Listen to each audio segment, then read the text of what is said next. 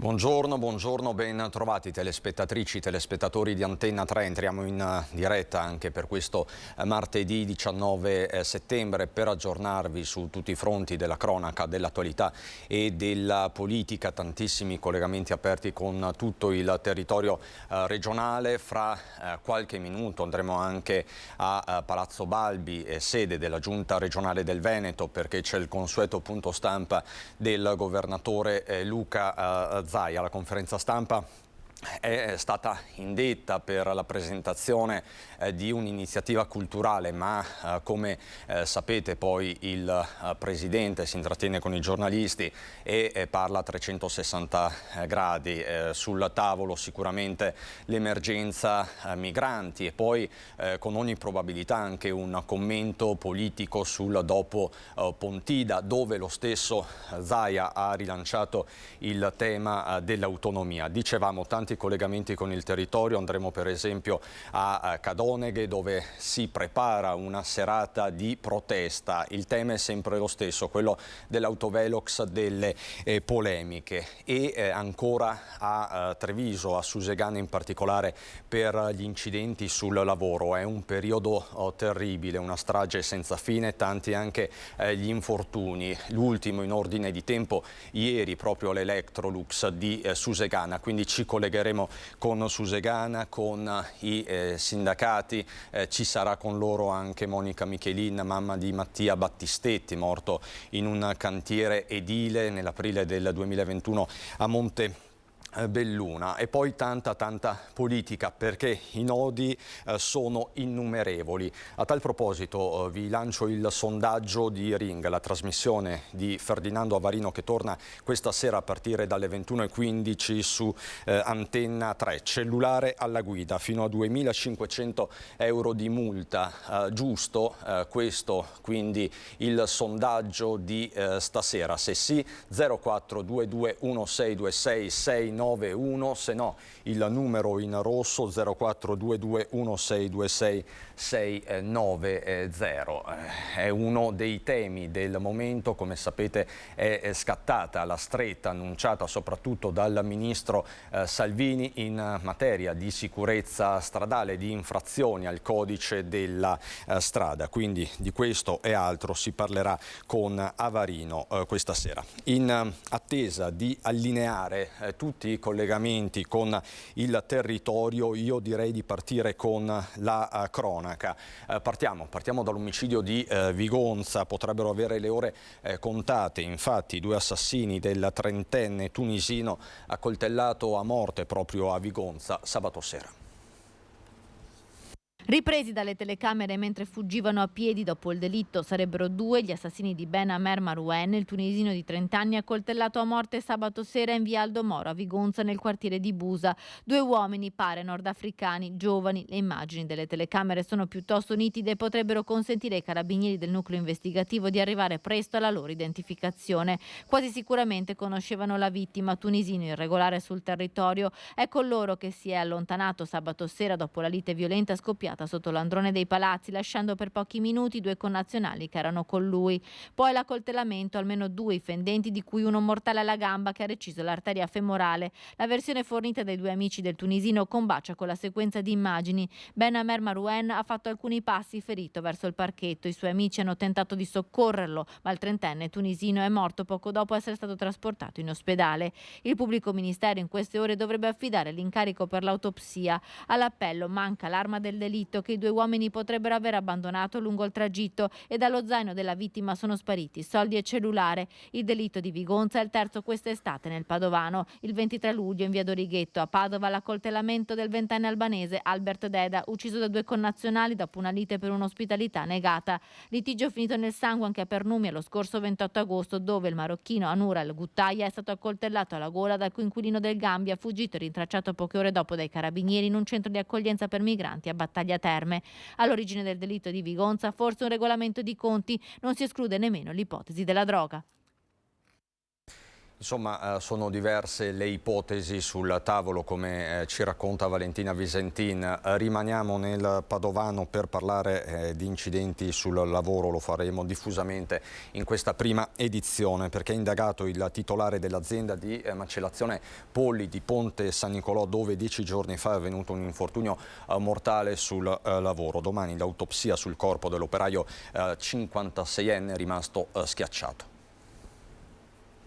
È indagato per omicidio colposo il titolare della ditta Scarso di Ponte San Nicolò, l'azienda di macellazione polli dove lo scorso 9 settembre è avvenuto l'infortunio mortale sul lavoro costato la vita a Stefano Moletta, 56enne di Tombolo, schiacciato da un carrello elevatore. Il pubblico ministero ha aperto un'inchiesta. L'incidente è avvenuto la notte tra l'8 e il 9 settembre verso mezzanotte, ma il corpo dell'operaio è stato scoperto alcune ore dopo, all'alba di sabato 9 settembre, dai dipendenti dell'azienda che avevano iniziato il turno. Domani verrà effettuata l'autopsia sul corpo del 57enne per capire se la morte sia avvenuta per asfissia. L'operaio, secondo quanto ricostruito dallo Spisal, stava manovrando il muletto, poi sarebbe sceso per recuperare della documentazione cartacea e sarebbe stato sorpreso alle spalle dal mezzo che si è mosso schiacciandolo contro la struttura di acciaio di una vetrata. L'azienda vuole appurare come mai l'uomo fosse solo all'interno. Nessuno infatti ha dato l'allarme e se non fosse stato solo forse si sarebbe potuto salvare. Tutte ipotesi che dovrebbero essere chiarite dall'autopsia. Stefano Moletta di professione faceva l'autotrasportatore, ma attraverso un'agenzia interinale aveva trovato questo lavoro a chiamata. Tra gli accertamenti al vaglio dello Spisal anche il funzionamento del muletto. Bisogna capire infatti se l'operaio abbia inserito il blocco del mezzo o se si sia mosso a causa di un guasto. E fra poco vi ricordo ci collegheremo con Susegana, con l'Electrolux, ieri teatro dell'ennesimo infortunio sul lavoro con un uomo di 71 anni travolto da una lastra. Rimaniamo però nel Padovano per un aggiornamento di cronaca. Carcere, divieto di dimora in Veneto per 3 stranieri a capo di una rete di spaccio di cocaina, disposto anche il sequestro di un'abitazione in zona Mortise a Padova, acquistata coi proventi dell'illecita attività. I 3 sono un 24enne tunisino e una 46enne marocchina che sono stati arrestati. Divieto di dimora per un 31enne tunisino. Il gruppo si avvaleva pure di minori stranieri e occultavano la droga nei raccoglitori di indumenti usati. L'indagine della squadra mobile di Padova era iniziata nel 2022. Tutti i dettagli nel corso dei nostri telegiornali, perché capite, è un'operazione importante. Poi tra l'altro questo gruppo criminale che si avvaleva di minori stranieri, soprattutto minori stranieri non accompagnati, e questo è un altro tema politico e amministrativo. Così la cronaca, dunque dal Padovano poi a Padova ritorneremo. Incidente stradale nella notte nella Marca Trevigiana a Spresiano, intervento dei vigili del fuoco, lo vedete, intorno all'1 per un'auto che era finita in un fosso adiacente alla strada statale 13 Pontebana. Siamo per l'appunto in territorio comunale di Spresiano. L'incidente ha causato il ferimento di 3 persone. Al lavoro la squadra dei pompieri del distaccamento aeroportuale di Treviso, che ha messo in sicurezza l'auto e prestato assistenza ai 3 feriti usciti autonomamente dall'auto e presi poi in cura dal personale sanitario del SUEM 118. I carabinieri hanno poi deviato il traffico e effettuato i rilievi del sinistro stradale. L'intervento dei vigili del fuoco per la bonifica dell'area si è conclusa verso le 3. Così dunque a Spresiano. Sempre per la cronaca, a Vicenza, un'operazione delle Fiamme Gialle che hanno scoperto un'impresa vicentina sconosciuta al fisco che ha ceduto parte dei crediti a società secondarie. Un'indagine che parte dalla Procura di Avellino. Bonus edilizi, maxi operazione della Guardia di Finanza di Avellino. Sono stati eseguiti 2 decreti di sequestro preventivo per 3,5 milioni di euro di crediti d'imposta fittizi. L'indagine ha permesso di ricostruire e identificare una rete che avrebbe inviato all'Agenzia delle Entrate un elevatissimo numero di comunicazioni telematiche di cessione di crediti d'imposta connessi a lavori edilizi mai effettuati. Ci sarebbero poi stati dei fattori di rischio perché i beneficiari di queste cessioni, in alcuni casi, avrebbero avuto precedenti penali e in molti casi sarebbero stati percettori di reddito di cittadinanza. 30 persone denunciate, quasi tutte in Campania, ma a essere coinvolte sono anche diverse società, di cui una cartiera che, secondo gli investigatori, avrebbe avuto il ruolo di collettore di crediti fittizi. L'azienda, con sede nel Vicentino, amministrata nel tempo da diversi prestanome, avrebbe agito per ottenere indebitamente bonus edilizi, documentando nei confronti dei 30 contribuenti individuati l'esecuzione di lavori edili mai realizzati con fatture per operazioni inesistenti. La stessa società aveva poi provveduto a cedere parte dei crediti ad altre società con sedi in tutta Italia. E noi ritorniamo nella Marca trevigiana, perché poi ieri nel pomeriggio abbiamo trovato la vittima di una rapina che è andata in scena sabato mattina a Pieve di Soligo, nelle vicinanze di un cantiere edile. A essere rapinato un operaio che stava lavorando a un immobile. Insomma, sono stati minuti, attimi davvero concitati, perché quest'uomo, del quale adesso sentirete la testimonianza, è stato trascinato per metri a terra dall'auto dei due ladri, che poi sono stati individuati e arrestati. Io ho cercato di bloccarlo, lui aveva il finestrino aperto, quindi sono riuscito a inserire il braccio con l'intenzione di bloccarli, sperando non partissero. Loro invece hanno comunque messo in movimento l'auto, tra l'altro in senso opposto a quello di marcia, perché questo qui è un senso unico, anche sono partiti nella direzione del centro di Pieve, e io ho lasciato subito la presa per non farmi troppo male.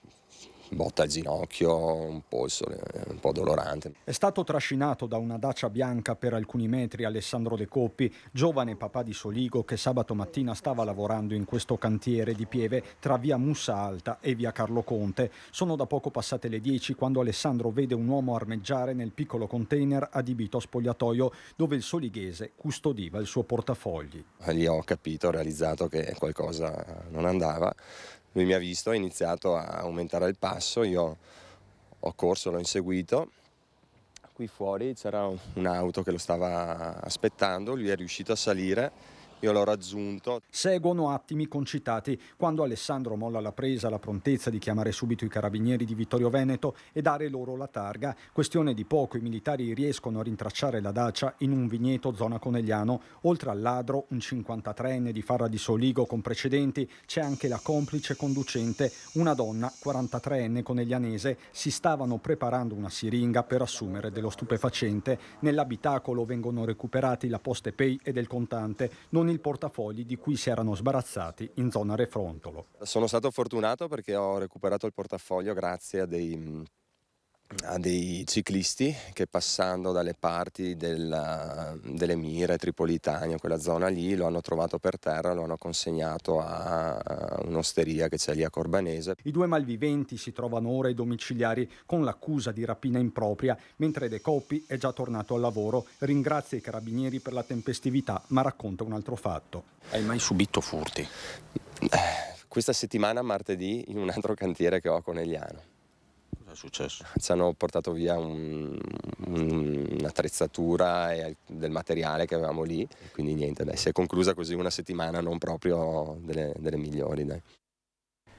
Decisamente una settimana difficile, ritorneremo a parlare di furti nel corso di questa prima edizione, ma vedo collegata, pronta la nostra Valentina Visentin con Federico Cibotto da Cadoneghe, quella Cadoneghe che per tutta l'estate ha popolato le cronache anche nazionali per l'autovelox delle polemiche, perché la polemica per l'appunto non si ferma, anzi questa sera ci sarà un momento davvero particolare, ma ci racconta tutto come sempre in diretta la nostra Valentina Visentina. Buongiorno Valentina. Buongiorno, esattamente, vedete in questo momento la strada 307, le auto procedono lentamente anche se i velox sono ancora spenti, ma c'è il timore di questa telecamera che vedete sopra alle nostre teste, che tante vittime ha mietuto quest'estate col suo occhio inflessibile, sanzionando anche chi andava a pochi chilometri oltre i 50 all'ora. Questa sera i tantissimi multati si ritroveranno per un nuovo momento, per mettere in campo quella che a loro dire è proprio la rappresentazione di quello che dovrebbe succedere nell'ora di punta, andando ai 50 all'ora, anzi sotto i 50 all'ora in questo tratto. Qui con me c'è Ambra insieme alle sue ovviamente 5 multe prese in pochi giorni quest'estate. Ambra, cosa farete questa sera? Allora, questa sera dalle 18 alle 19 percorreremo la famosa 307 andando sotto ai 50 km all'ora. Perché? Perché adesso che i velox sono segnalati è facile rispettare la velocità, è facile andare pianino.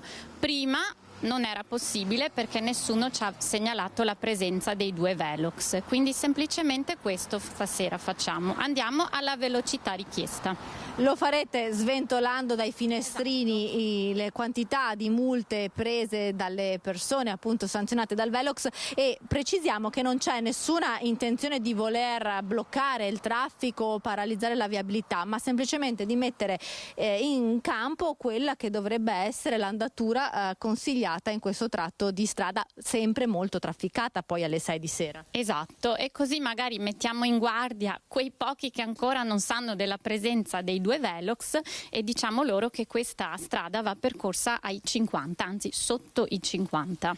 Per curiosità, quanto andavi quando sei stata multata? Io andavo ai 50 perché avevo visto i 2 velox, perché abito qui vicino, quindi sono una delle poche che li aveva visti. Andavo ai 50 e ne ho prese 5 andando ai 50. Sono tutte infatti 51, 52, 53. Quindi senza neanche quei 5 famosi chilometri di tolleranza. Quelli li hanno tollerati, però io andavo ai 50, anche qui c'è un grosso punto di domanda. Intanto purtroppo sono ricominciate ad arrivare le notifiche delle multe, perché dopo una pausa estiva le 24.000 multe di cui vi abbiamo spesso raccontato riguardavano il periodo dal 23 giugno all'8 di luglio. Dopo la pausa estiva hanno ricominciato ad arrivare tutte quelle multe che vanno nel periodo dal 9 di luglio fino all'8 di agosto, data in cui gli autovelox sono stati messi fuori uso da un atto vandalico. E poi c'è attesa ancora per avere un incontro con il sindaco e un incontro dei consiglieri di minoranza che dovrebbe tenersi in questi giorni in prefettura insieme al prefetto, per capire se ci sono margini di annullamento in autotutela di tutte le multe emesse fino ad ora. Da Cadoneghe è tutto, ringraziamo Ambra che sarà anche questa sera insomma questa sit-in lungo la strada 307. Da Cadoneghe è tutto, restituisco la linea allo studio. Allora, grazie davvero Valentina Visentin. Questa sera per l'appunto seguiremo questo corteo lumaca. Come vedete la polemica non è finita con l'estate, non è stato un temporale estivo. Tra l'altro protesta che cade nelle ore in cui arriva la stretta, il codice della strada, il nuovo codice della strada che a brevissimo inizierà il suo percorso in Parlamento. Multe più salate che raddoppiano per le soste selvagge, quasi triplicano per chi guida al telefonino. Insomma è un mosaico che si sta componendo e proprio su questo vi interroghiamo stasera nel sondaggio di Ring dedicato proprio al cellulare, soprattutto al cellulare alla guida. Quindi questo il sondaggio, grazie alla regia di Alessandro Granziera e Tony Esposito. Cellulare alla guida fino a 2.500 euro di multa, giusto se sì il numero in verde, se no quello in rosso. Tra l'altro nel Consiglio dei Ministri di ieri si sono decise tante altre cose, lo vedremo man mano a cominciare dalle nuove misure, dalle nuove norme in materia di migranti, la nuova riorganizzazione sul territorio dei CPR, i centri per il rimpatrio, rimpatrio. Sentirete le parole del coordinatore regionale di Fratelli d'Italia, Luca De Carlo. Ma noi proseguiamo con la cronaca, ritorniamo ai furti. Prima di lanciarvi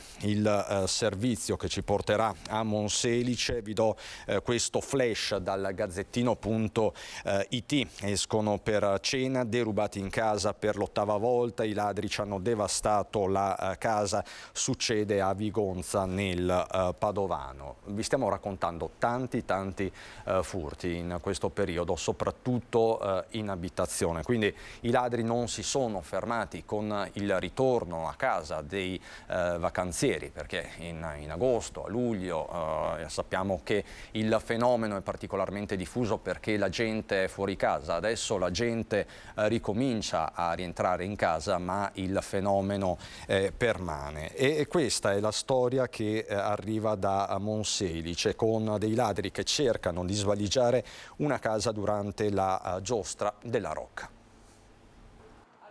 Un paese in festa per la tradizione medievale della giostra della Rocca. Approfittando delle case vuote, 2 topi d'appartamento hanno cercato di svaligiare un'abitazione a Monselice. Mentre i residenti stavano partecipando all'evento, i 2 ladri sono entrati in azione. Pensavano di agire indisturbati, invece da un'abitazione vicina è partita la segnalazione ai carabinieri, che sono intervenuti subito, sorprendendo con le mani nel sacco i 2 malviventi che stavano scassinando la porta per entrare all'interno della casa. I 2 ladri, alla vista dei carabinieri, hanno tentato la fuga abbandonando torcia, pinze e arnesi da scasso. Immediatamente raggiunti e fermati, sono stati arrestati e portati in caserma. Si tratta di un vicentino di 28 anni e di un 30enne della Guinea, entrambi con precedenti. Allora, vi dicevo, incidenti sul lavoro, è pronto, lo vedo il nostro Federico Fusetti con Francesca Pezzo, è un'immagine iconica, la conoscete tutti, è l'Electrolux, l'ingresso principale. Federico Fusetti con tanti ospiti per fare il punto di un problema senza fine, quello degli incidenti sul lavoro. Buongiorno Federico. Buongiorno Cristian, buongiorno ai telespettatori. Sì, un'escalation ancora in questi giorni nella Marca, siamo davanti all'Electrolux di Susegana, c'è un contatore che dice che da 8 giorni non ci sono incidenti. In realtà ieri sera un incidente c'è stato, però ha coinvolto un operaio esterno, quindi una ditta esterna e non interna all'azienda, una grave ferita alla gamba per questo 71enne che, come dicevo, lavora per una ditta esterna. Ma non solo qui, perché insomma non dimentichiamo che una settimana fa è morto un enologo ed un altro collega è rimasto gravemente ferito a San Polo di Piave per essere caduti in una cisterna di vino. Insomma, tanti incidenti, e ripeto che non interessano solo l'Electrolux. Sono in compagnia di 2 persone che sanno bene cosa significa. Agustin Breda è delegato sindacale dell'Electrolux. Come sta andando? Qual è un po' il punto della situazione che possiamo fare? Beh, il punto è che è una situazione molto negativa. Il Veneto... E salutiamo anche i suoi colleghi naturalmente che sono qui dietro. Il Veneto è la seconda regione in Italia per numero di infortuni e morti sul lavoro, ed è la seconda perché la prima è la Lombardia, ma la Lombardia ha il doppio delle imprese e il doppio degli abitanti, quindi è una situazione assolutamente grave. È necessario rinforzare lo SPISAL e non ridurlo come sta avvenendo. Lo SPISAL è l'ente che controlla per lo Stato, controlla i luoghi di lavoro. Invece in questa regione da anni ormai si va a ridurre sia la specializzazione sia il numero di ispettori, e questo fa sì che le imprese probabilmente siano un po' più distratte perché sanno che i controlli non se ne fanno. Anche in imprese importanti come questa, dove sulla sicurezza c'è un certo impegno, come vediamo in queste ultime settimane, accadono una serie di infortuni, anche per effetto di modifiche strutturali che non sono state indovinate, diciamo che hanno prodotto più problemi che vantaggi. Quindi la sicurezza prima di tutto, ma per dire che la sicurezza viene prima di tutto bisogna sia che ci siano dei controlli sia che si possa tutelare i lavoratori davvero nei luoghi di lavoro. Non è la priorità in genere di chi fa profitto. Monica Michelini invece è la mamma di Mattia, che ha perso la vita nell'aprile del 2021, un incidente in un cantiere a Montebelluna, travolto da un carico caduto da una gru. Perché è qui con noi? Perché il 12 ottobre riparte il processo, c'è un processo in corso, il 12 ripartirà. Con che spirito affronterete questa udienza? Certo. E che udienza sarà soprattutto, almeno quale dovrebbe essere? Allora, il 12 ottobre ci aspetta un'udienza di un inizio di dibattimento e saremo in aula alle 9 del mattino, poco prima ci sarà un sit-in come abbiamo sempre organizzato per le altre udienze e vedremo. Confidiamo nel giudice, noi abbiamo fiducia nella giustizia, speriamo di non venire delusi. È lento questo processo? È lento, tutti ci dicono che siamo stati anche fortunati, che è stato un processo abbastanza celere nelle precedenti udienze. Purtroppo però per una famiglia con una croce da portare avanti così ogni volta che si entra in tribunale è un dramma e sembra sempre che sia infinito il tempo. Affronteremo anche questo per dare giustizia a Mattia, non solo a Mattia, abbiamo fondato anche un'associazione, stiamo portando avanti delle iniziative, come in questo periodo stiamo raccogliendo le firme per l'introduzione dell'omicidio sul lavoro e soprattutto ci stiamo battendo perché ci debba essere l'inasprimento delle pene. Non è possibile che chi uccide per negligenza, io parlo personalmente perché il caso nostro è questo, continui a lavorare, continuino a fare profitto e si continuino a lavorare con le stesse modalità in cui è morto mio figlio. Questo per noi è inaccettabile, per rispetto nostro, per rispetto di chi a 23 anni ha lasciato la vita in quel cantiere maledetto. Ultima cosa, Agustin Breda, la politica, che voto diamo alla politica? Ma guardi, io dico questo, che in Veneto si chiede tanto l'autonomia, cosa che ovviamente tutti pensano possa essere un fatto positivo. Sulla spesa, sui controlli dei lavoratori, l'autonomia è totale, cioè una di quelle materie che è già di responsabilità della Regione.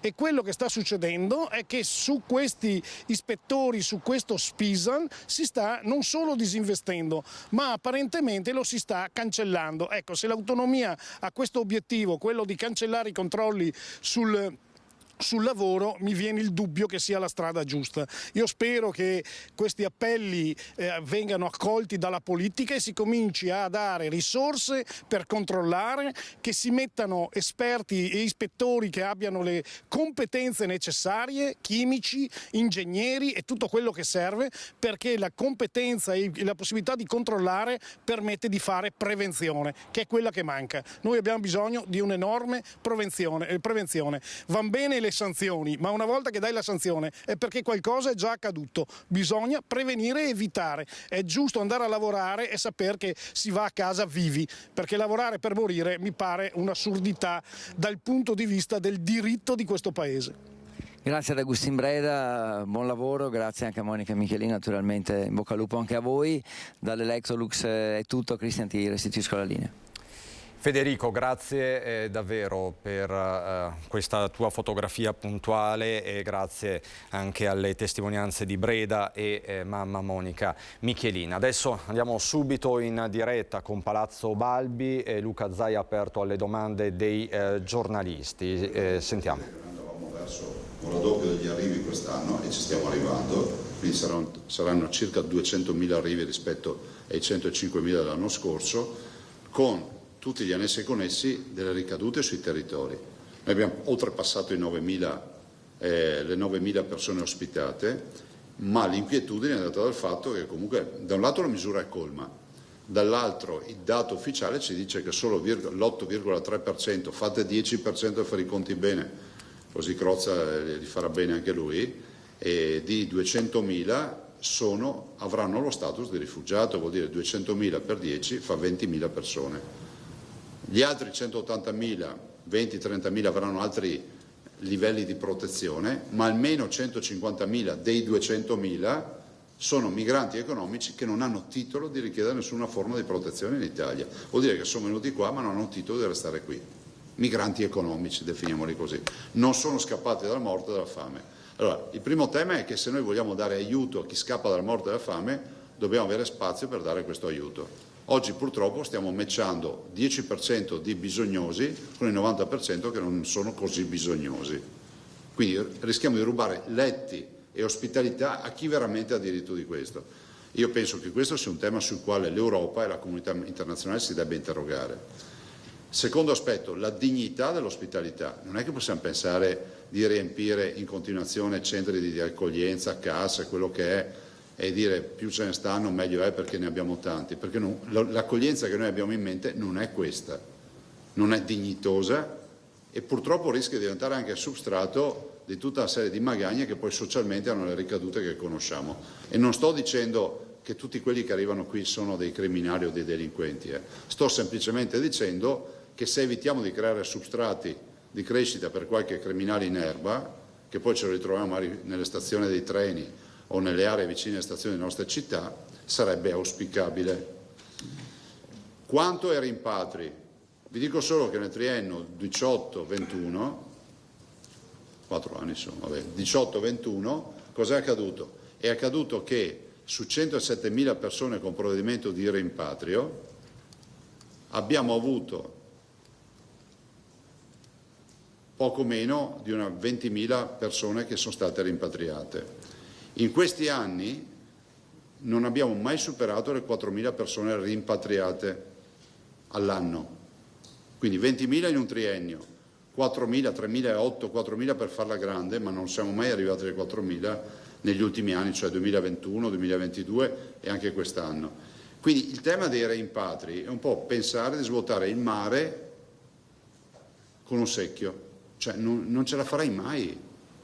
Quindi vabbè, ci sarà il CPR che dal punto di vista proprio formale è il luogo nel quale chi è in attesa del rimpatrio sta lì, non va in giro per i territori, non scappa, ma stiamo parlando di svuotare il mare con un secchio. Non so se vi è mai capitato di viaggiare in aereo quando c'è un rimpatrio in corso, ci sono 4 o 5 poliziotti che accompagnano una persona. Ecco, se ne dobbiamo accompagnare 150.000 all'anno vuol dire che noi sostanzialmente paralizziamo un paese solo per dedicarsi ai rimpatri.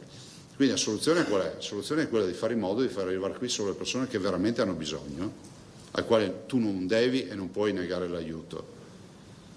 Il tema dell'Europa, penso che sia lampante che l'Europa è latitante, è imbarazzante l'attività europea. Mi piacerebbe sapere, dopo la visita della von der Leyen, quali saranno le decisioni europee, perché l'Europa percepisce Lampedusa come il confine italiano e non il confine europeo. Allora, non è che l'Europa si tira in ballo per giustificare, magari, come si può dire, un momento di crisi a livello nazionale. L'Europa la si tira in ballo perché l'Europa oggi non ha una dimensione politica rispetto a questo tema ed è gravissimo. Cioè in Europa probabilmente si affidano di più al meteo che a risolvere il problema alla base. Cioè non è che possiamo aspettare che arrivi l'autunno, fa freddo e poi ne ripariamo il prossimo anno, perché di questo passo noi arriviamo, siamo già di fatto il ventre molle europeo. Mi rendo conto che lo svedese e il norvegese questa vicenda la vive da distante, però è pur vero che una politica europea manca su tutto questo. Pensate anche ad esempio rispetto al dialogo con i paesi rivieraschi del Mediterraneo, cioè non è che ce li possiamo assorbire noi queste attività. Se c'è un'inquietudine nel breve periodo, ce n'è una nel medio periodo, che è data da una fisionomia della comunità che sta cambiando. Noi già stiamo ospitando e abbiamo garantito un progetto di vita a 500.000 migranti in Veneto, sono circa il 12% della popolazione veneta.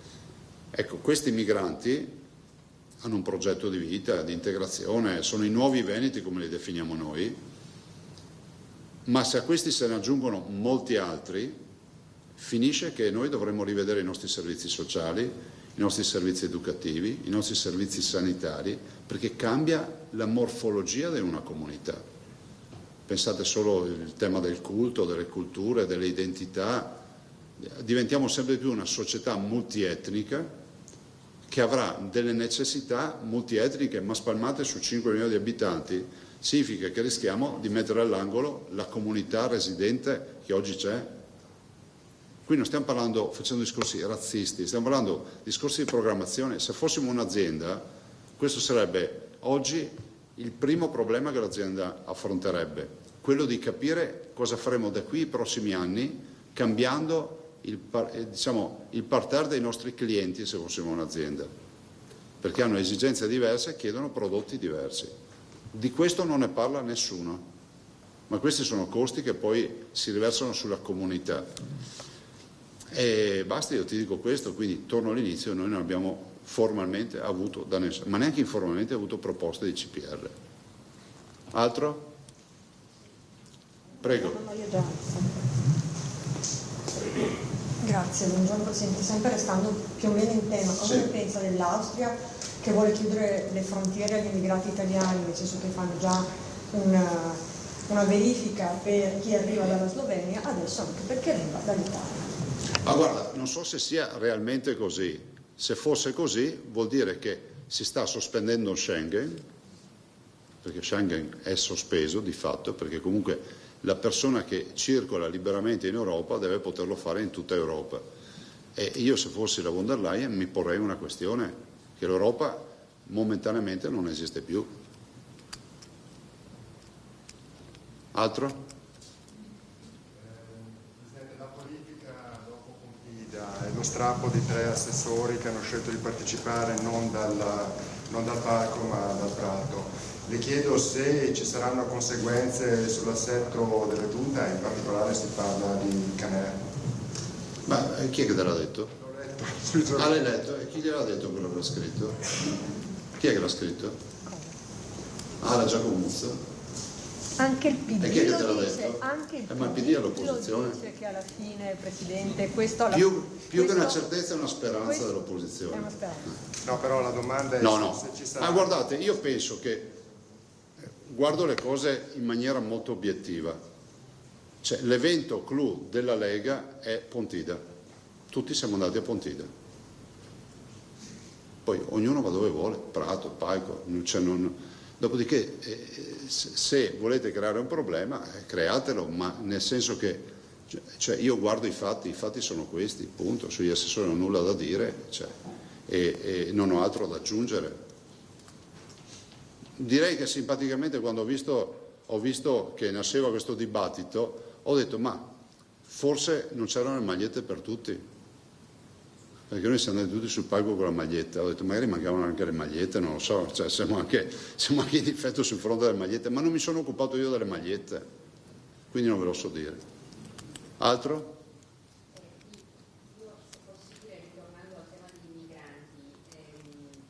Verona, Venezia dovrebbero essere queste 3 le città imprevedicate, insomma, per ospitare un CPR, da quello che si legge. Ma non te lo so dire, ma immagino se state parlando di queste 3 città, 3 realtà, perché sono quelle più vicine agli aeroporti, quindi vi hanno dato fondamentalmente le 3 sedi degli aeroporti, cioè, non penso che sia stato un premio Nobel darvi questa roba. C'è l'onorevole Flavio Tolti, segretario di Forza Italia, che dice magari a Verona, perché così infatti sono più semplici. Lei condivide questa posizione da un lato, e poi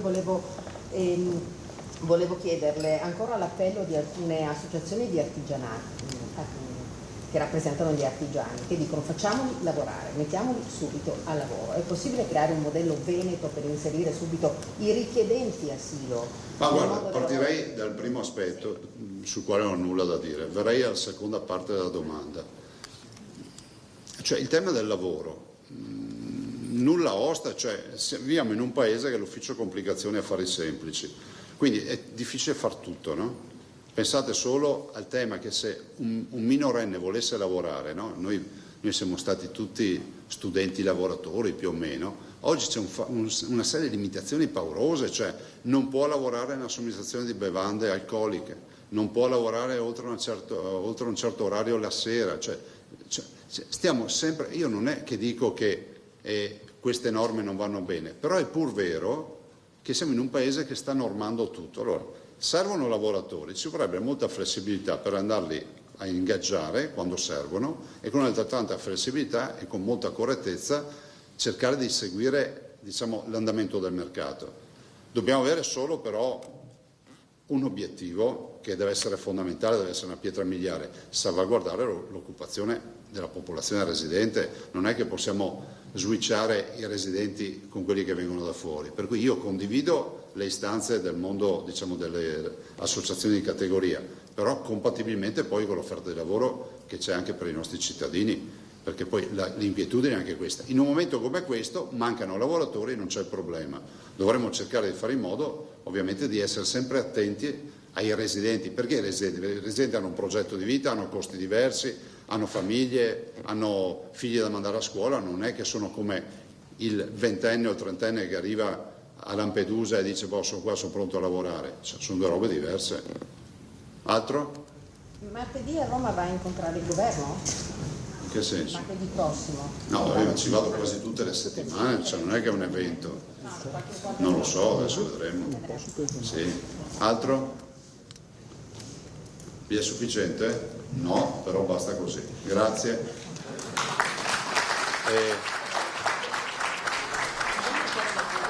Allora, rimaniamo con la finestra aperta su Palazzo Balbi, perché probabilmente Zaia rilascerà anche altre dichiarazioni. Come sapete, la conferenza stampa è composta da 3 step. Uno generale con i vari ospiti, con le varie iniziative. Oggi si è parlato di attività teatrale e altro.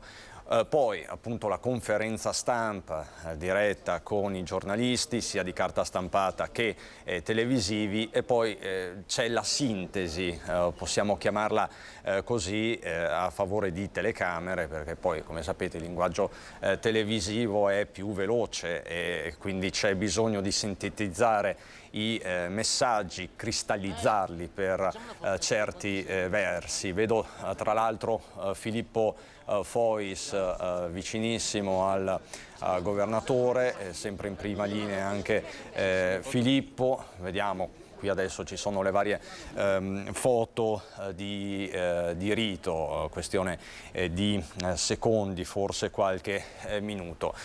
Lo avete sentito, Zaia si è intrattenuto e non poteva fare altrimenti sul tema del momento, quello dei migranti. Del resto domenica abbiamo queste 2 istantanee, no? Matteo Salvini con Marine Le Pen da Pontida, Giorgia Meloni con Ursula von der Leyen da Lampedusa. In entrambi i casi si è parlato di immigrazione, ma in maniera diversa, qualcuno dice assolutamente non compatibile. Chiaramente questo lo vedremo nei prossimi mesi, anche in vista delle elezioni europee e delle elezioni amministrative, tantissimi i comuni al voto. Allora, io rimarrei un attimo sempre su Venezia, vi mostro un po' le notizie di giornata e poi quando Zaia è pronto entriamo in diretta. Vedo che è quasi pronto, vi do solo un flash del Gazzettino.it. A Villanova di Prata, paura in strada, ancora una maxi rissa tra indiani con spade, bastoni e colpi di pistola. È legata alla gestione del Tempio questa maxi rissa di cui si sta parlando. Zaia ha iniziato a parlare, sentiamolo. In senso generale ricordo che noi dobbiamo evitare i grandi assembramenti, dopodiché il CPR è un'altra cosa, perché è un luogo nel quale c'è una permanenza per poi avviare il rimpatrio.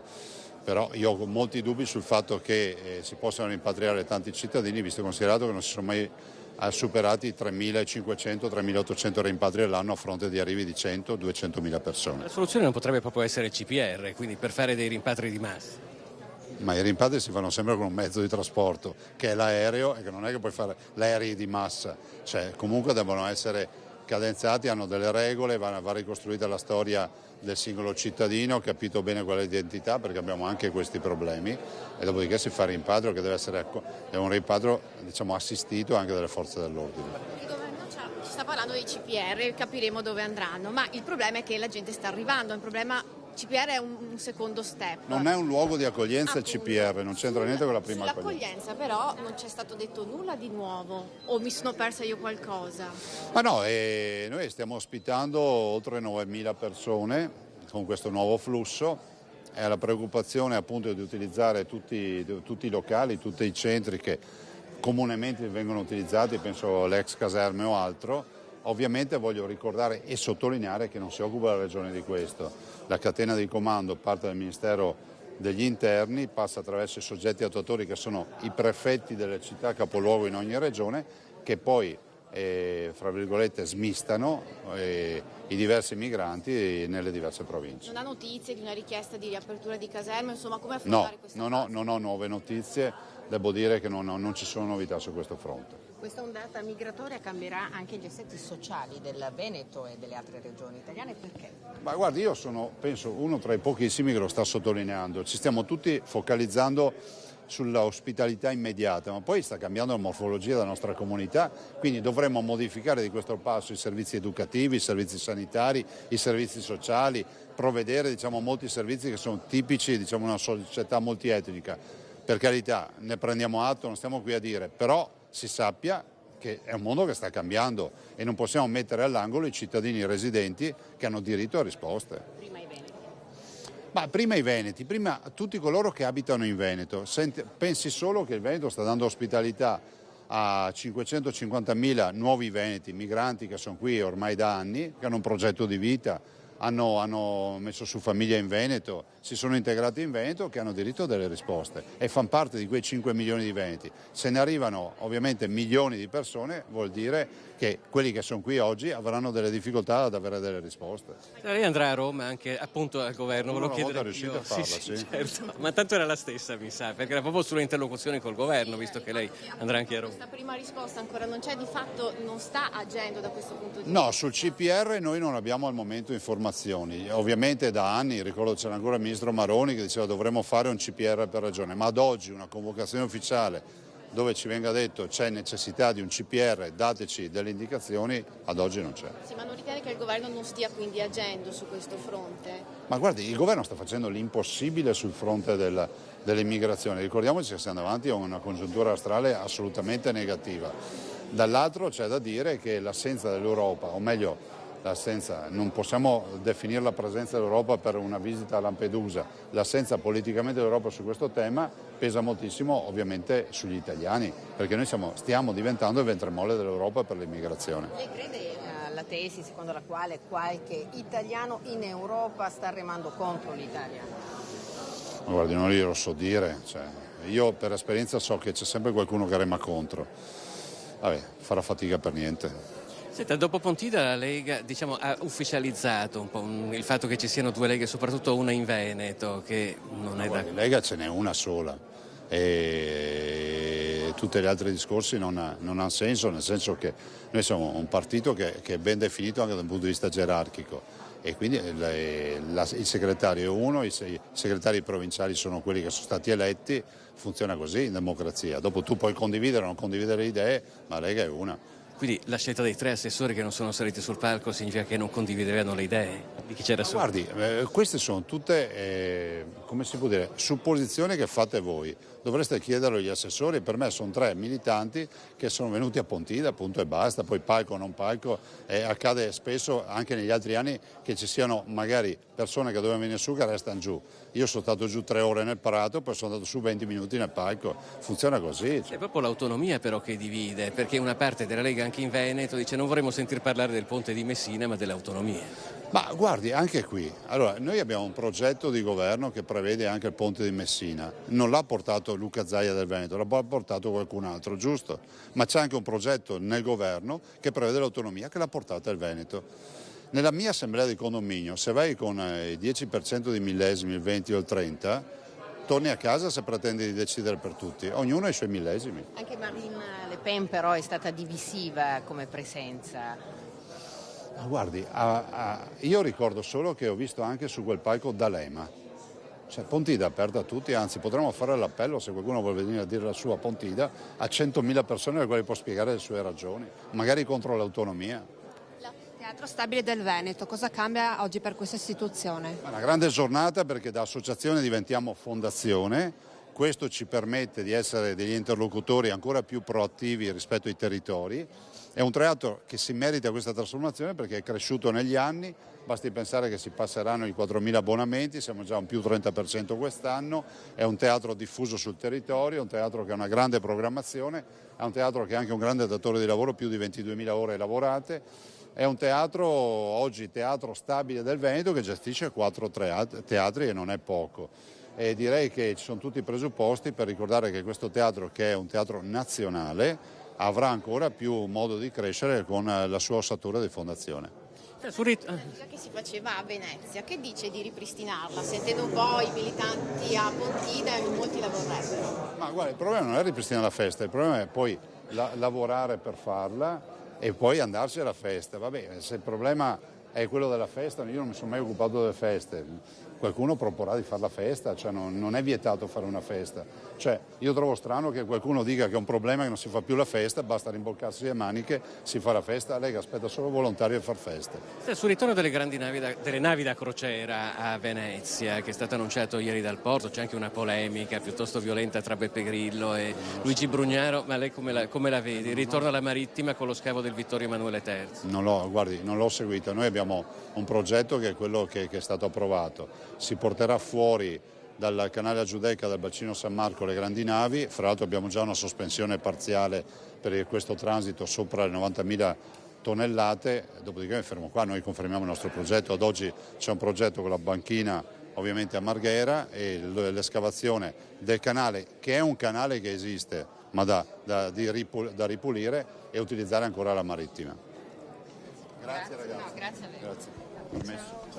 Ecco dunque, queste le parole di Luca Zaia, come sempre in diretta da Palazzo Balbi. Sono state affrontate un po' tutte le questioni di maggiore attualità. Il CPR, questo centro per il rimpatrio, che resta un grosso punto interrogativo per il Veneto. Ormai è certo che ci sarà un CPR in Veneto, la linea del governo è quella di istituire un CPR in ogni regione, resta da capire dove. Ci sono degli indizi che di fatto sono stati confermati da Zaia, anche lui in attesa di una risposta dal governo, ovvero sorgerà nelle vicinanze di un aeroporto, questo anche per facilitare poi i rimpatri, i voli di rimpatrio e quindi Venezia, Treviso o Verona. Queste per il momento sono le ipotesi sul tavolo. Uno Zaia che però appunto è molto duro, più duro del solito con l'Europa, e questo a 2 giorni dalla visita di von der Leyen con Giorgia Meloni a Lampedusa. Io direi di fare così, abbiamo ancora diversi collegamenti con il territorio, tanti ospiti che mi devono raggiungere qui in studio per parlare di Baby Gang. Qualche istante di pubblicità e poi ritorniamo.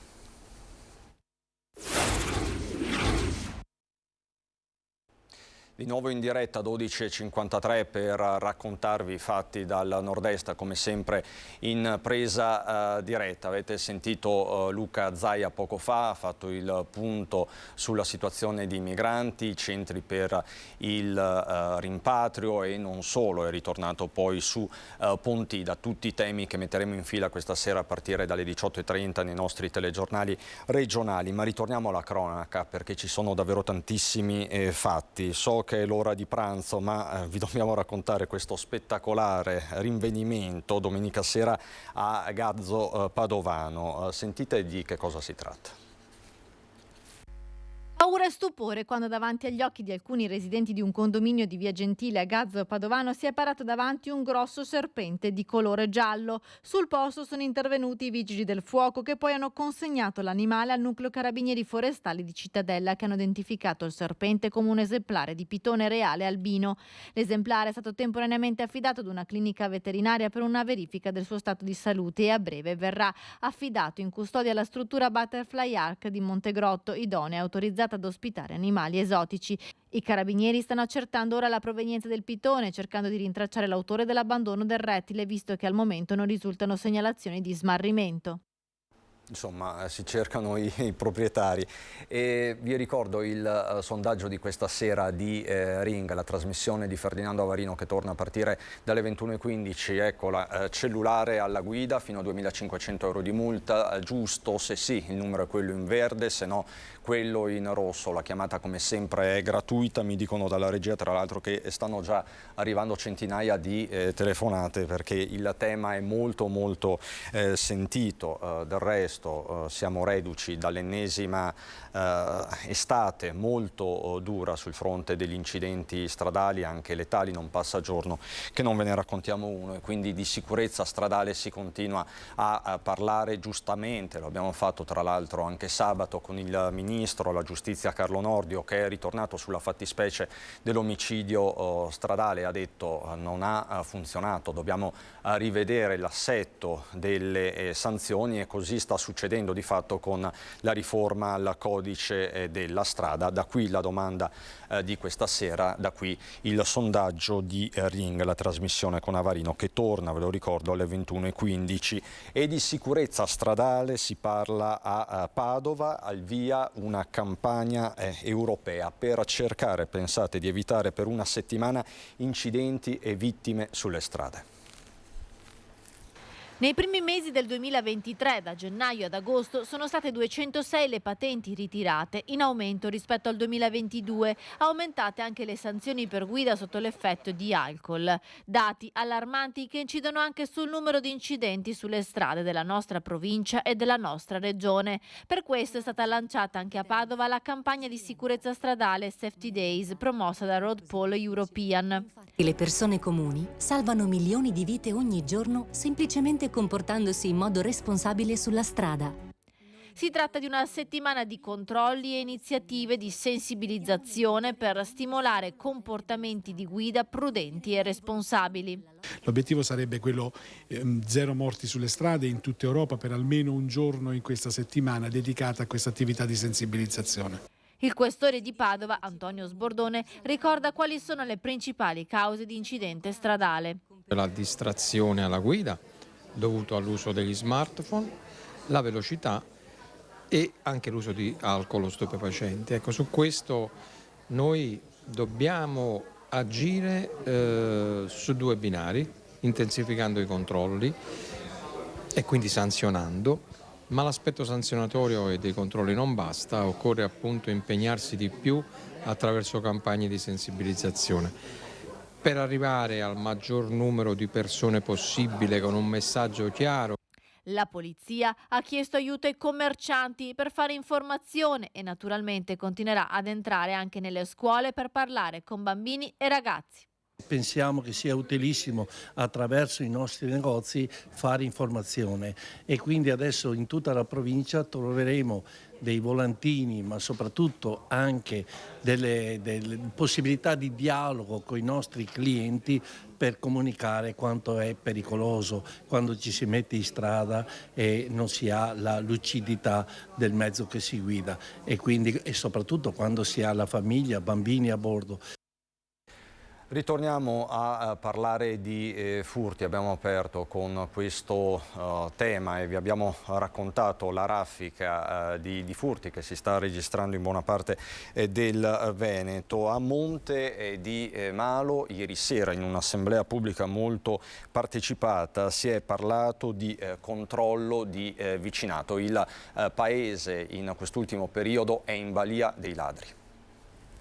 Volevamo, diciamo così, implementare un po' il dialogo con i cittadini e chiedere un impegno particolare agli stessi per riuscire un po' a controllare meglio quello che è il nostro territorio. L'impennata dei furti dell'ultimo mese ha fatto sì che il primo cittadino chiamasse a raccolta i residenti di Monte di Malo preoccupati dal fenomeno. Calcoliamo che rispetto al passato, quando c'erano circa 1 o 2 furti all'anno, in questo periodo qua, nonostante le denunce siano poche, veramente poche, abbiamo un incremento di quasi 11 casi da agosto fino ad adesso. Ieri sera la seconda riunione pubblica per mettere in rete i cittadini, riunione a cui hanno partecipato un centinaio di residenti e i rappresentanti delle forze dell'ordine del territorio. Ritengo che sia importantissimo la prevenzione e soprattutto che la popolazione interagisca per prevenire questo tipo di fenomeni. L'obiettivo, spiega il sindaco, è quello di istituire formalmente i controlli di vicinato secondo i protocolli nazionali già previsti e operativi in altre realtà cittadine. Quello che si chiede ai cittadini è di fare rete con le forze dell'ordine, segnalando in apposite chat la presenza di situazioni sospette. Faremo praticamente una sorta di controllo di vicinato spinto, nel senso che voglio una collaborazione puntuale da parte della cittadinanza. Andremo a settorializzare il territorio e a controllarlo nei vari punti in maniera tale che ci sia praticamente una verifica da parte delle persone che lo vivono e che quindi capiscono immediatamente se ci sono delle persone sospette o delle persone che praticamente non sono adite a frequentare quel tipo di territorio e dunque segnalare direttamente poi le forze dell'ordine. Morfologia del territorio che non aiuta, vasto e disarticolato in numerose frazioni. La caratteristica di questo territorio è di essere vastissimo e di avere circa 90 contrade sparse nel territorio, di essere scarsamente popolato ma molto vasto per estensione. Tra gli obiettivi dichiarati dal sindaco anche quello di potenziare la videosorveglianza, tema chiesto e ribadito dai cittadini. Magari l'illuminazione, una telecamera, qualcosina, sì, questo ci farebbe sentire più tranquilli, forse sì. E a proposito di sicurezza c'è il bilancio, e che bilancio di fine estate della Polizia Locale di Jesolo. In pochi mesi sono stati emessi 65 DASPO. 65 DASPO, 59 patenti ritirate e oltre mezzo chilo di droga sequestrata. Sono alcuni dei risultati dell'azione di controllo messa in campo dalla Polizia Locale di Jesolo nella prima parte dell'anno, tra gennaio e metà settembre. Nel corso dei controlli stradali invece sono state ritirate 59 patenti per guida in stato di ebbrezza, mentre sul fronte della lotta allo spaccio la polizia ha sequestrato 170 grammi di droga in 59 interventi.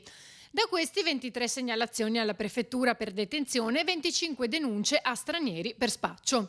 Per quanto riguarda invece il contrasto dell'abuso di alcol, gli agenti hanno redatto 83 verbali. Questi numeri, ha commentato il sindaco De Zotti, testimoniano l'intenso lavoro sui temi della sicurezza urbana, in particolare nelle aree di Piazza Mazzini e Piazza Aurora. Sicurezza stradale, lotta allo spaccio e abuso di alcol. Ringrazio i nostri agenti, ma senza la collaborazione, l'impegno e la vicinanza che abbiamo trovato nel prefetto di Bari, ha concluso, questi risultati non sarebbero arrivati. Vi do un aggiornamento prima di andare in pubblicità. PNRR, via libera del Consiglio dell'Unione Europea alla revisione della quarta rata. Il piano modificato dell'Italia riguarda 10 misure, tra cui gli incentivi per l'efficienza energetica nell'ambito del super bonus. Ci sono le prime parole del ministro competente Raffaele Fitto. Via libera ci consentirà di chiedere tranche da 16,5 miliardi. Quindi da questo punto di vista il clima si rasserena. Io do il benvenuto ai miei due nuovi ospiti e poi parleremo diffusamente con loro subito dopo la pubblicità. Veronica Gallo, la dottoressa Veronica Gallo, psicoterapeuta, psicologa del Centro della Famiglia, del consultorio del Centro della Famiglia, e l'avvocato Roberto Miotto, che è vice direttore del Centro della Famiglia. Famiglia di cui tanto si parla in queste settimane da tutti i punti di vista. È inevitabile, ma in queste settimane sembrano aggiungersi tanti temi, le baby gang, la violenza tra i giovani, il disagio tra i giovani e ancora il caro scuola, l'inflazione che morde il potere d'acquisto delle famiglie, insomma un mondo, quello della famiglia, in continua evoluzione. Faremo il punto subito dopo la pubblicità, fra pochissimo.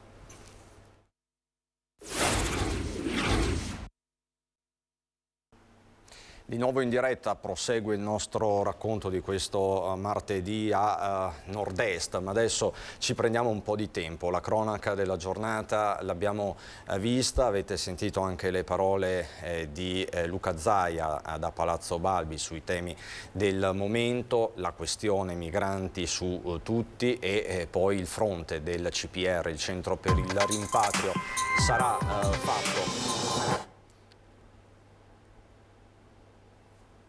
Scusate, forse c'è, ecco, la questione del CPR, quindi sarà fatto in Veneto, certo che sarà fatto in Veneto un CPR, sarà fatto in ogni regione, resta da capire dove. E poi c'è un altro tema che riguarda il Veneto, soprattutto le città del Veneto, quello delle baby gang, del disagio giovanile che sembra in aumento. Così la cronaca ci suggerisce, e ce lo dice anche la politica, che nelle scorse settimane ha approvato il decreto Caivano, detto anche decreto baby gang, provvedimento che è stato rivendicato dallo stesso ministro alla giustizia, il trevigiano Carlo Nordio. Per parlare di questo e altro, appunto, sono qui con i due ospiti che prima vi ho presentato: Roberto Miotto, vice direttore del Centro della Famiglia, e Veronica Gallo, psicologa, psicoterapeuta.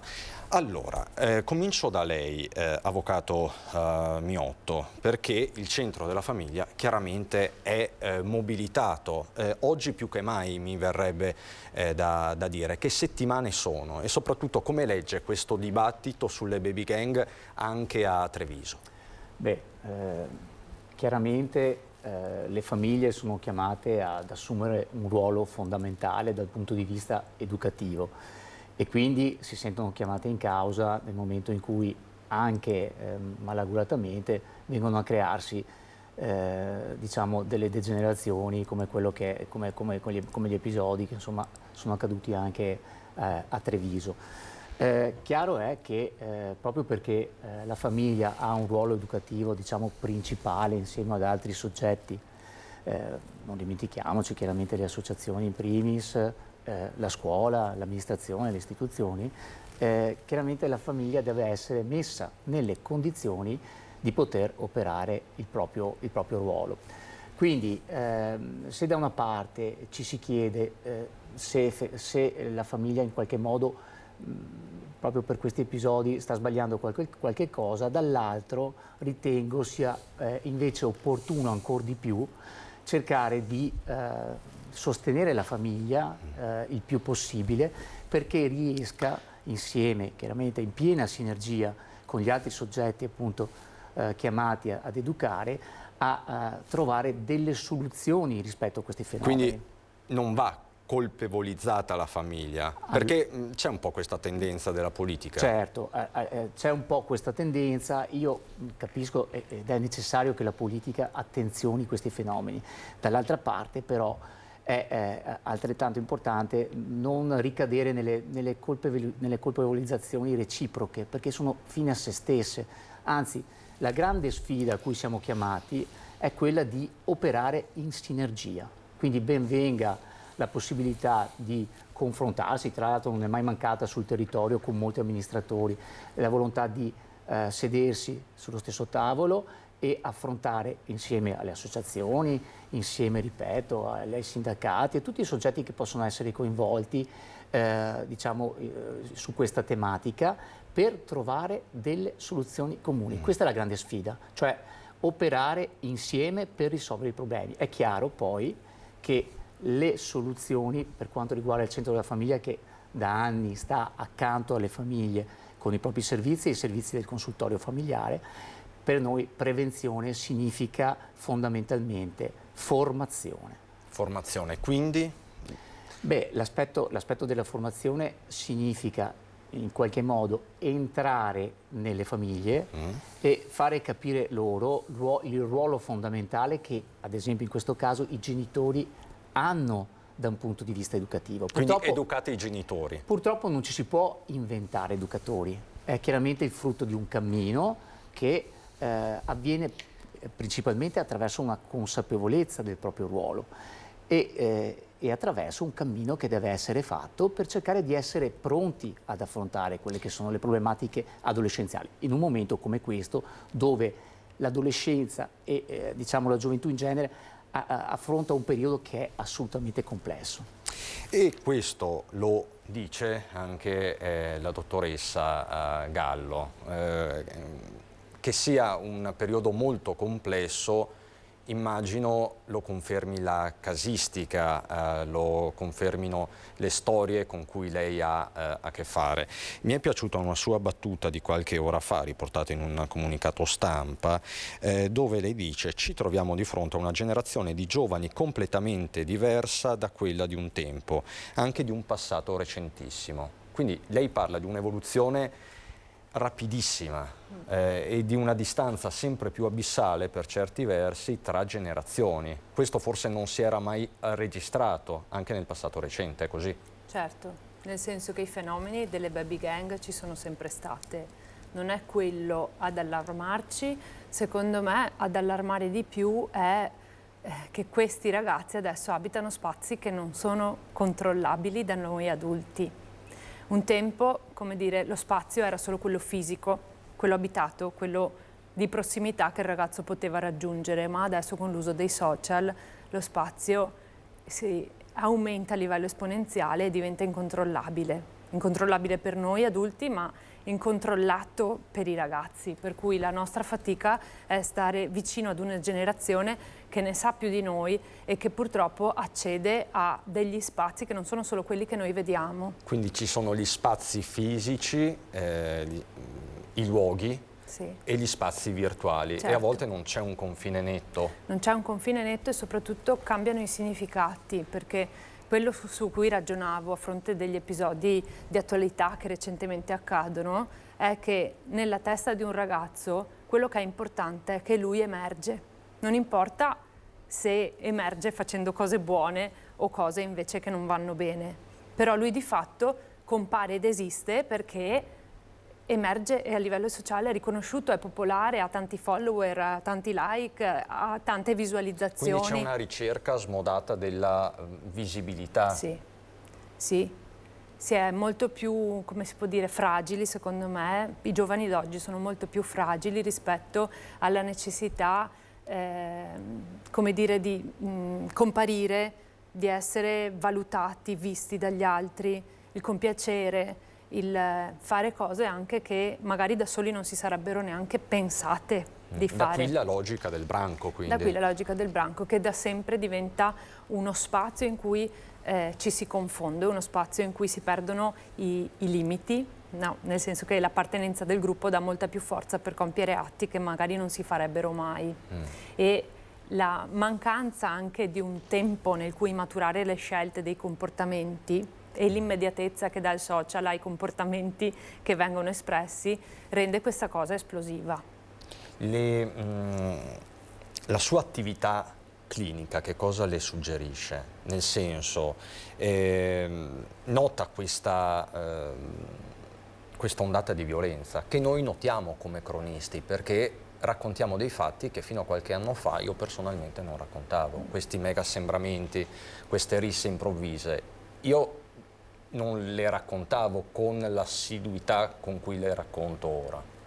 Allora, non è solo dei giovani, degli adolescenti l'ondata di violenza, purtroppo riguarda tutti noi, nel senso che la violenza con cui ci si separa, con cui come dire, si gestiscono i conflitti adesso è trasversale a tutte le fasce d'età. Secondo me manca un po' una cultura dell'ascolto, dell'accoglienza, della negoziazione. Tutti questi sono strumenti che noi come psicoterapeuti stiamo tentando di dare in modo molto maggiore che un tempo alle famiglie, ma anche ai singoli. E vengono capiti? E vengono compresi? Perché se c'è questo divario acuito dai social, non è facile spiegarsi. Allora, sono processi molto più faticosi, laboriosi e che hanno bisogno di un tempo per dispiegarsi. Il problema è che nel tempo odierno il tempo manca, per cui spesso abbiamo persone che ci chiedono aiuto, ma ci chiedono di dar loro la soluzione preconfezionata e non hanno quella pazienza di trovare. E invece l'educazione ha bisogno di tempo e quindi educazione e frenesia si sposano poco, non vanno di pari passo, sì. Miotto. Assolutamente, è proprio quello che dicevo. Chiaramente io non voglio rubare il mestiere alla dottoressa, però le relazioni chiaramente richiedono del tempo e richiedono la cura necessaria. Purtroppo questo anche all'interno della famiglia non è sempre garantito. Un po' anche per magari responsabilità di noi genitori, ma anche per forza maggiore. Io ad esempio faccio sempre riferimento anche diciamo, a quello che accade ai nostri tempi anche da un punto di vista lavorativo, semplicemente lavorativo. Entrambi i genitori molto spesso chiaramente sono chiamati a lavorare entrambi per mantenere la propria famiglia, e questo costringe loro ad avere dei tempi molto ridotti da dedicare anche ai propri figli. Di qui anche la necessità, insomma, di chiamare in causa appunto anche le istituzioni, anche a livello nazionale, in termini proprio normativi, ad esempio per garantire la possibilità che ci sia una conciliazione, ad esempio, tra quello che è il lavoro e quello che è la famiglia. Se ne discute molto, ma sarebbe proprio bene affrontarlo il prima possibile, proprio perché le famiglie sentono la necessità di poter dedicare ai propri figli il giusto tempo. E qui entra poi tutta la questione, direi quasi giuslavoristica, certo, no? Certo. Smart working, tempi di conciliazione, vita, lavoro, anche questa è un'evoluzione in qualche modo accelerata con il Covid, che forse da questo punto di vista non è stato così negativo. Forse? Io sono sempre abituato a vedere il bicchiere mezzo pieno e dico che effettivamente ci ha fatto riflettere e constatare come anche, diciamo, l'aspetto lavorativo possa finalmente avere un'evoluzione. L'evoluzione è stata rappresentata ad esempio dallo smart working, sicuramente. Ma quando per esempio sabato, se non sbaglio, il sindaco di Treviso Mario Conte con Carlo Nordio dice: mi piacerebbe vedere in piazza oggi pomeriggio, relativamente a sabato, tanti genitori, e quindi li richiama direttamente al loro ruolo. Ecco, lei che cosa si sente di dire a Conte? È giusto che i genitori, che ne so, scendano in piazza, tra virgolette, con i loro figli, si facciano vedere? Allora, comprendo, cioè è difficile interpretare chiaramente le parole del sindaco. Penso che la sua volontà sia quella di auspicare che ci sia comunque una vicinanza chiaramente da parte dei genitori rispetto ai propri figli e una sorta, insomma, quantomeno di vicinanza che permette a loro, insomma, di capire che cosa fanno, che cosa non fanno. Ma questo chiaramente è molto difficile, anche perché noi genitori siamo chiamati soprattutto a educare i nostri figli all'autonomia, cioè non possiamo pensare di essere sempre alle spalle dei nostri figli. Il nostro ruolo di genitori, mi rendo conto che sia difficile, io sono padre e me ne rendo conto quotidianamente, ma il nostro ruolo è quello di far sì di accompagnare i nostri figli all'autonomia, che significa anche acquisire responsabilità anche in loro e comunque anche avere fiducia, perché è vero che il focus adesso, diciamo, dell'opinione pubblica in genere, anche dei mass media, è concentrata chiaramente e logicamente sugli aspetti negativi, ma noi non dobbiamo dimenticarci che c'è una grande fetta di giovani che invece è molto altruista, si rende utile nel volontariato. Questo assolutamente. Comunque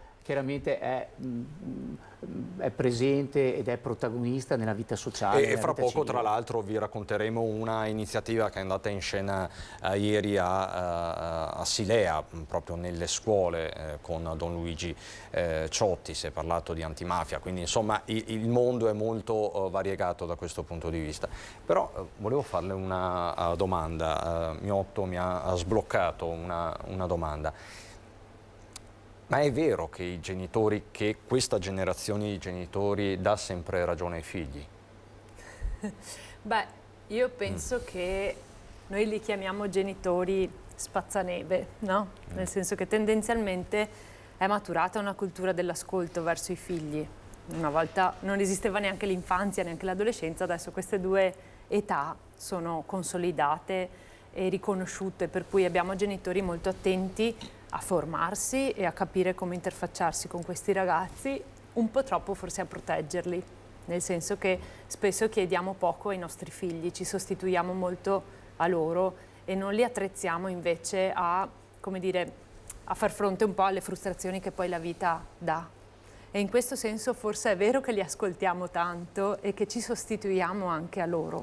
Forse dovremmo un po' promuovere un po' di loro intraprendenza anche a far fronte alle cose un po' più faticose della vita. Quindi non giustificarli sempre sostanzialmente. Forse anche riportarli ad un sistema di valori che noi proponiamo a loro, e che poi loro saranno liberi di scegliere o non scegliere, però qualche volta questa proposta di valori noi genitori facciamo fatica a farla. No? Ma le chiedo, i genitori trevigiani in questo caso sono adeguatamente supportati? Le faccio questa domanda perché spesso noi parliamo della rete sociale, di tematiche sanitarie, della mancanza di medici, di psichiatri, di psicoterapeuti, quindi questa rete è presente, c'è, mettendo insieme la sanità pubblica, la vostra realtà, il vostro consultorio, le tante associazioni che comunque ci sono, c'è un supporto effettivo? Allora, io su questo sono certa che abitiamo in un territorio ricchissimo.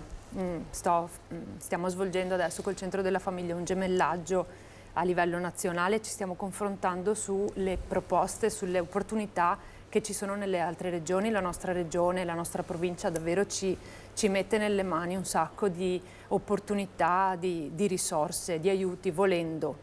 Il problema è che chi accede a queste risorse spesso sono le famiglie che sono già molto sensibili. No? La vera questione è come intercettare le famiglie che sono ai margini della società, quelle più lontane, e lì in questo senso anche il Centro della Famiglia ha questi progetti di formazione che mirano a un lavoro di peer education tra famiglie, no? Diventare portatori di una cultura che possa raggiungere anche le famiglie meno raggiungibili. Penso che questa sia la strada per il futuro. E quindi anche le famiglie magari di persone immigrate Sì. e quant'altro. È importante, insomma, parliamo di integrazione e sono i temi un po' di questi giorni. Allora, a proposito di iniziative positive, perché appunto non ci sono soltanto le baby gang, questo lo diciamo, però poi la cronaca a questo ci porta. Miotto è anche avvocato, quindi poi conosce bene queste questioni. Ecco, Luigi Ciotti, Don Luigi Ciotti, ieri protagonista di un evento molto importante a Silea con la partecipazione delle scuole. Si è parlato di educazione e legalità. Sono presenti, sono vivi il problema delle mafie. Ce lo ricorda anche il procuratore della direzione distrettuale di questo ampio territorio, che dice con chiarezza che c'è una presenza criminale non indifferente, ma che denuncia anche in modo corretto, attento, puntuale, l'insufficienza di un ruolo della società civile. Legalità, giustizia, libertà e responsabilità sono i temi affrontati nel lungo discorso tenuto ai ragazzi di terza media e ai cittadini di Silea all'auditorium parrocchiale per la nascita del Presidio di Libera, associazione di promozione sociale contro le mafie. Presidio che nasce grazie alla stretta sinergia che lega il comune e l'istituto comprensivo, a pochi giorni dal sequestro di ben 58 kg di droga proprio nel comune di Silea. I fatti di cronaca che ci hanno colpito con questo rinvenimento di una base logistica della droga proprio qui a Silea ci dicono che dobbiamo lavorare fortemente, quindi questo patto di presidio che è suggellato nel migliore dei modi con la presenza di Don Luigi Ciotti, che è un testimone di vita della lotta alla criminalità, alle mafie, ci dice che è davvero importante lavorare anche con l'attenzione e la responsabilità di tutti i cittadini. Educazione alla legalità che nel comune inizia già dai primi anni delle scuole. Abbiamo costruito questo percorso con un gruppo di cittadini, era un obiettivo che l'amministrazione si era data, quella di aumentare la consapevolezza sul fenomeno mafioso. Libera, i presidi di Libera hanno questo compito territoriale, per cui il fatto di aver raggiunto l'obiettivo, che in realtà non è una tappa di arrivo ma un punto di partenza, ci rende particolarmente orgogliosi. Secondo noi la democrazia è un po' a rischio. Non è data per scontata e va difesa ogni giorno, e quindi sviluppare un profondo senso di appartenenza allo Stato da parte di tutti i cittadini è il primo passo per poter costruire educazione alla legalità permanente. Democrazia e legalità che, come ricorda Don Ciotti, sono sancite già dalla Costituzione. Abbiamo un testo importante che deve essere però vissuto, tradotto nella concretezza, che è la Costituzione italiana. Io dico che sempre il primo vero testo antimafia venisse applicato fino in fondo, perché lì ci sono le regole, i paletti, le strade, i percorsi per affrontare tutti questi mali per affermare la positività dei nostri percorsi. Così dunque Don Ciotti a Silea per parlare di legalità, educazione, mafia, perché appunto non ci sono soltanto le baby gang. Io vorrei finire però con una battuta che mi è rimasta impressa. Nei giorni scorsi ero con un collega in Piazza Borsa, ho intervistato un ragazzino, no? Così ho fatto 2 chiacchiere con lui. Ho trovato un ragazzo molto serio, però a un certo punto mi dice ma cosa vuoi, qua vedo tanti coetanei che a un certo punto hanno bisogno, hanno la necessità di muovere le mani, e sempre di più. Su questo bisogna intervenire in maniera specifica, dottoressa Gallo. Ma io penso che questa tendenza di passare all'atto dimostri una fatica nell'assunzione delle consapevolezze legate alle dinamiche emotive interne. Penso che questo è un processo che si guadagna con la crescita. E un po' forse è normale che i ragazzi, gli adolescenti, soprattutto quelli più giovani, no? Abbiano ancora bisogno di qualcuno che gli offra questo modello di lettura di sé. Ecco, una volta avevamo degli adulti significativi che si facevano vicini a noi e ci chiedevano cosa sta succedendoti, come ti senti. Mi chiedo oggi, ragazzi, da chi ricevono questa intrusione, no? Nel senso che noi adulti, anche se ci occupiamo di ragazzi di altri, certo, non mettiamo le mani nelle vite degli altri. Viviamo in una società, come dire, un po' individualistica, in cui si ha paura dell'altro e di quello che può suscitare un'intrusione. Certo, certo. Quindi, Avvocato Miotto, chiudo con lei, diamo dei riferimenti di servizio. Se qualche famiglia, se qualche mamma, se qualche papà che ci stanno guardando, ci stanno ascoltando. Colgo l'occasione, anzi calza proprio a pennello.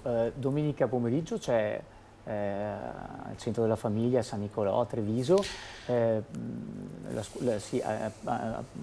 porte aperte per la scuola di formazione familiare. Che le famiglie che fossero interessate a fare questo percorso di formazione che è rivolto alla coppia e alla genitorialità e all'apertura sociale, ha questa grande opportunità di venire semplicemente a verificare di persona il che cos'è il centro della famiglia, in che cosa consiste il percorso che viene consigliato e le enormi opportunità che possono essere date appunto ai genitori di intraprendere questo difficile cammino e di poter godere insomma degli aiuti necessari. Grazie Miotto, quindi promemoria quando? Domenica pomeriggio al centro della famiglia a San Nicolò a Treviso. Perfetto, grazie infinite. Grazie Roberto Miotto, vice direttore del centro della famiglia, grazie dottoressa Veronica Gallo, psicoterapeuta, psicologa del consultorio del centro della famiglia, grazie per tutti gli spunti che ci ha dato. Allora io vi ricordo in ultimissima battuta il sondaggio di Ring che torna questa sera alle 21:15 con Ferdinando Avarino, sondaggio sul cellulare alla guida fino a 2.500 euro di multa, giusto? Questa è la domanda che vi facciamo, una domanda aperta, se sì il numero in verde, se no ça va sans dire il numero in rosso, la chiamata è gratuita e l'iter di questa modifica al codice della strada è iniziato in Parlamento, quindi sono probabili anche emendamenti, ma il tema resta. Di baby gang tra l'altro e non solo parlerà questa sera anche Ferdinando Avarino, sempre a Ring, lo farà con Mirko Casteller, psicoterapeuta, l'avvocato Fabio Crea di Fratelli d'Italia, Daniela Sizia, la collega Daniela Sizia. Ci sarà poi il sindaco di Treviso, Mario Conte, intervistato da Avarino, e non solo, anche Raffaele Speranzon, senatore di Fratelli d'Italia, e Vanessa Camani, capogruppo del Partito Democratico in Consiglio regionale. Questi gli ospiti di Ring da Ferdinando Avarino questa sera alle 21:15. Sempre per quanto riguarda la nostra programmazione, subito dopo il meteo, il film Furia Bianca per la regia di Byron Askin, sapete, il grande cinema di Antenna 3 ogni giorno vi propone sempre delle pellicole molto interessanti. Pellicola termine desueto e a maggior ragione, no, dottoressa Gallo, parliamo di divario generazionale. Allora, io davvero vi ringrazio Alessandro Granziera dalla regia con Tony Esposito per questa diretta, ringrazio davvero tutti voi per la cortese attenzione, vi lascio il meteo, buon proseguimento di giornata.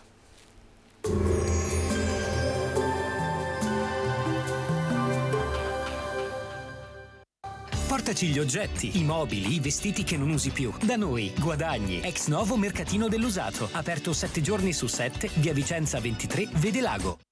Benvenuti al meteo, previsioni per martedì 19 settembre. Sul Veneto tempo variabile fino al mattino, a tratti instabile specie sui rilievi, con annuvolamenti irregolari che si alterneranno a schiarite. Calo della nuvolosità e tempo più stabile nel pomeriggio in pianura. Possibili precipitazioni nelle prime ore della giornata sui settori montani e centro-settentrionali della pianura, dove sarà probabile qualche rovescio o locale temporale. Temperature in lieve diminuzione, minime comprese tra i 19 e i 21 gradi, massime dai 24 ai 29 gradi. Sul Friuli Venezia Giulia si prevede una giornata caratterizzata dall'instabilità. Al mattino su tutte le zone saranno probabili piogge anche abbondanti e temporalesche. Localmente i temporali potranno essere anche forti con piogge intense, specie sulle zone interne della pianura e sulla zona montana. Miglioramenti attesi a partire dalla seconda parte della giornata. Temperature minime comprese tra i 19 e i 22 gradi, massime tra i 25 e i 27 gradi. Sul Trentino Alto Adige si attendono fenomeni residui al primo mattino, poi giornata variabile con possibilità di alcuni isolati rovesci nuovamente nel corso del pomeriggio. Temperature minime tra i 18 e i 19 gradi, massime oscillanti tra i 27 e i 29 gradi. Dal meteo è tutto, arrivederci.